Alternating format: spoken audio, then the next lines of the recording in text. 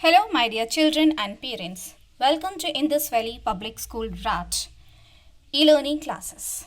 Where in class 9th, we will be doing poem 6 from your Beehive book, and the name of the poem is No Men Are Foreign, composed by James Kirkup. Children, in this poem, we will see that all human beings are similar. They are made up of similar kinds of body, similar kinds of structure, and similar eye, similar feelings, similar hunger, similar thunder, similar sensations. Okay?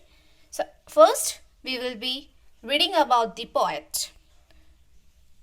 The name of the poet is James Kirkup. He was born in England on 23rd April 1918 and he was alive till 10th May 2009. He was a prolific English poet, translator and travel writer. He did his education from Grey College, Durham University. He wrote his first book of poetry, The Drowning Sailor at the Drowns, in 1947 in Japan. He found acceptance and appreciation of his work and he settled there for 30 years, lecturing in English literature at several universities. Kirkup came to public attention in 1977 after the newspaper Gay News published his poem, The Love That Dares to Speak Its Name, in which a Roman centurion described his lust for and attraction to the crucified Jesus. Kirkup's published works encompassed several dozen collections of poetry, 6 volumes of autobiography, over 100 monographs of original work and translations, and thousands of shorter pieces in journals and periodicals. His skilled writing of haiku and tanka is acknowledged internationally. He became a Fellow of Royal Society in Literature in 1962. Kirkup died at Andorra on 10th May 2009. So this is all about the poet. Now coming towards the poem. What the poem say? No men are foreign. The poem talks about the concept of global brotherhood and equality without any place for any kind of prejudice.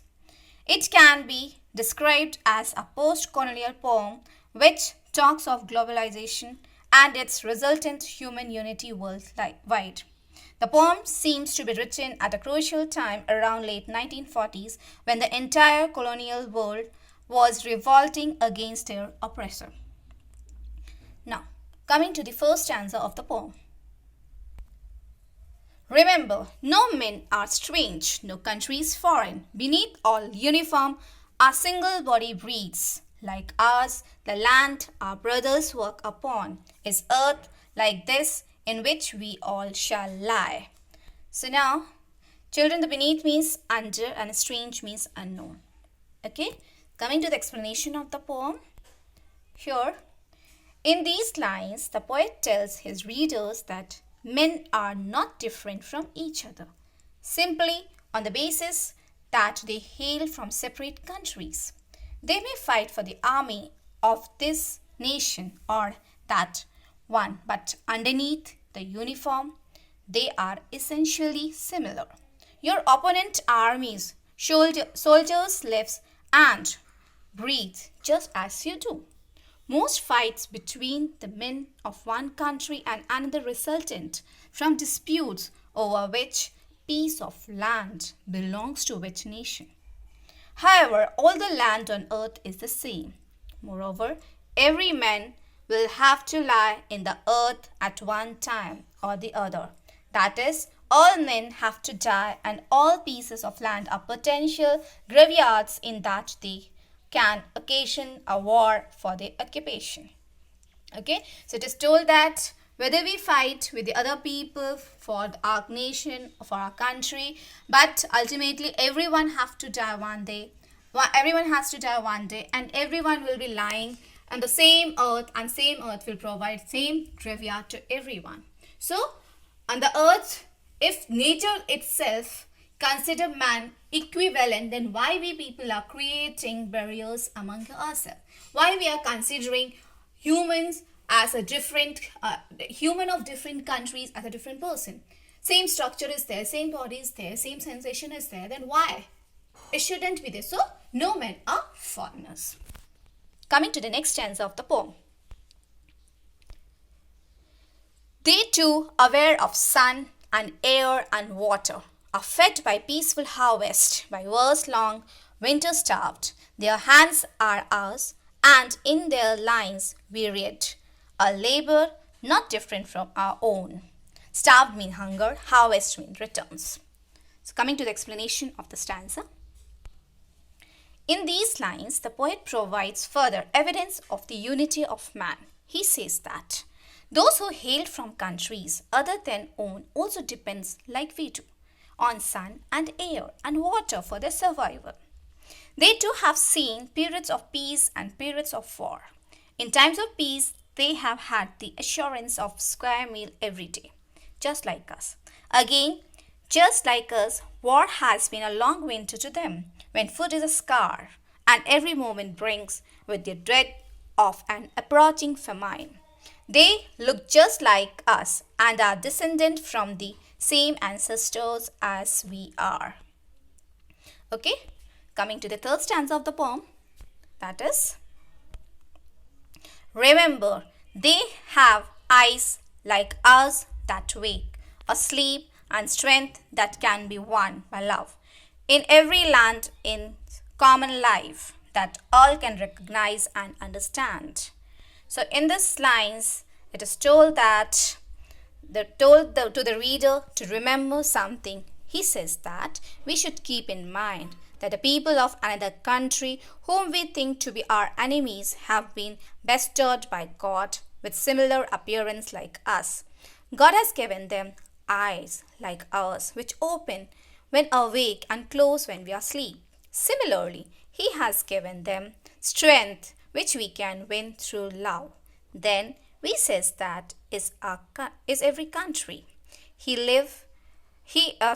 every land there is one common thing, that is life. Life means all the things that are living, and if we can recognize them and if we can understand their feelings and realize that they are like us, and there will be no fights or war between us. So it is told that everyone is having similar eyes, similar nose, similar things, and God has given us same types of sensations and types of senses.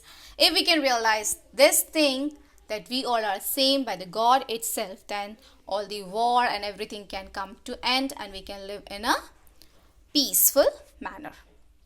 Coming to the first stanza of the poem, that is, let us remember when we are told to hate our brothers, it is ourselves that we shall dispose, betray, condemn. Remember, we who take arms against each other. Children, condemn means when we are not accepting the things, when we are in oppose. Okay. So here, disposes means take away, deprive. Okay. Coming to the explanation of the poem, it is said that we should remember that whenever someone tells us to hate a person from another country, to think him as our enemy, and whenever we think someone to be our enemy, then we deprive ourselves, we cheat ourselves, we deny ourselves. He says that we should stay away from such negativity. We should not consider anyone to be our enemy. During a war, both the parties must bear the loss. And that is why the poet says that war is not in our favor. He says that whenever we pick any weapon against somebody, we should remember one thing. And that one thing will be continued in the fifth stanza. What to remember we'll see in the fifth stanza. Coming to the fifth stanza of the poem.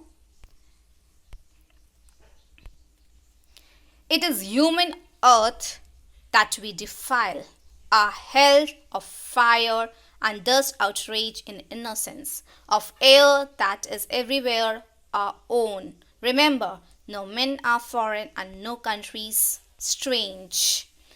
Defile means make dirty or pollute, outrage the innocence of, violate the purity.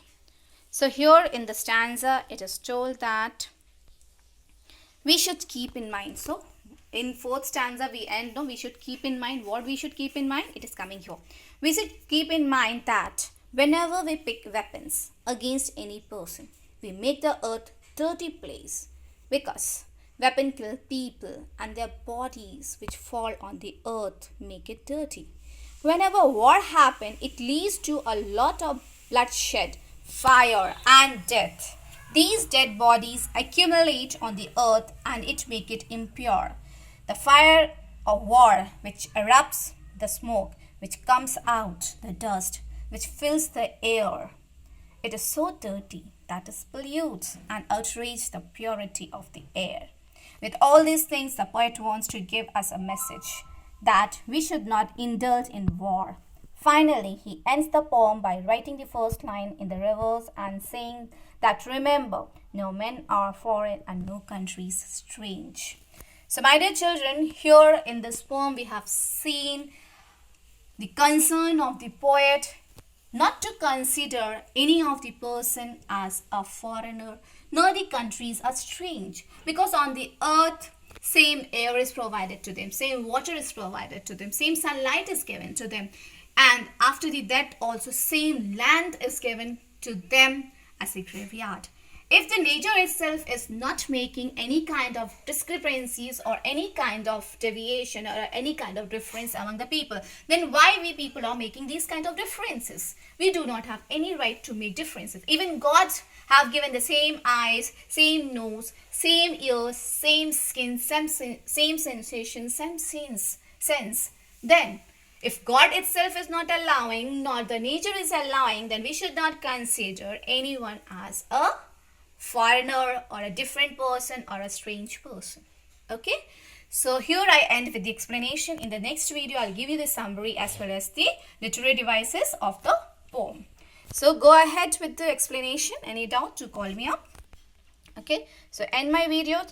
Thank you so much. Bye bye and take care, my dear children.